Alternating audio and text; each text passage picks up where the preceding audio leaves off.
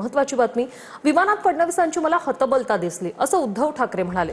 सोबतच भाजपातून फडणवीसांचे पंख छाटण्याचे प्रयत्न सुरू असल्याचा दावा देखील ठाकरेंनी केला।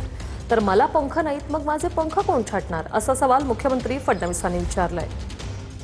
काल माझ्यासोबत तिकडे काल परवा माझ्यासोबत विमानात बसले होते, पण हतबल होते। हतबल म्हणजे कळतच नव्हता मुख्यमंत्री असं काय झालं। ह्या आत्मविश्वास पूर्णपणे गमावलेला हा माणूस, कारण त्यांना कळते की आपले पंख कापतायत आणि कापणारे आपलेच बॉस आहेत। आपण करायचं काय, न्याय तरी कोणाकडे मागायचा, कोणतं दार ठोकायचं, कारण ते दार उघडलं तर पंख कापणार, हे दार उघडलं तरी पंख कापणार।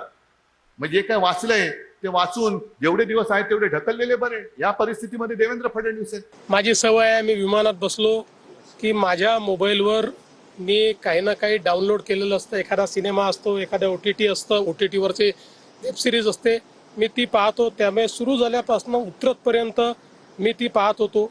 त्यामुळे माझी हतबलता नेमकी त्यांना कुठे दिसली।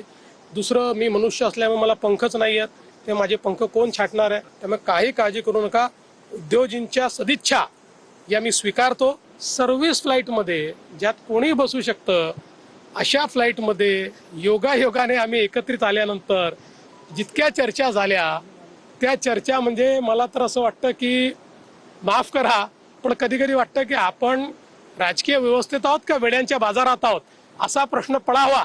अशा पद्धतीच्या चर्चेत पण काही हरकत नाही। आपलं मला मला मला असं वाटतं, नाही, ते एका बाजूला बसले होते, मी एका बाजूला बसलो होतो। पण समजा आम्ही आजूबाजूला असतो तर गप्पा मारले असतात, त्याला काय अडचण आहे।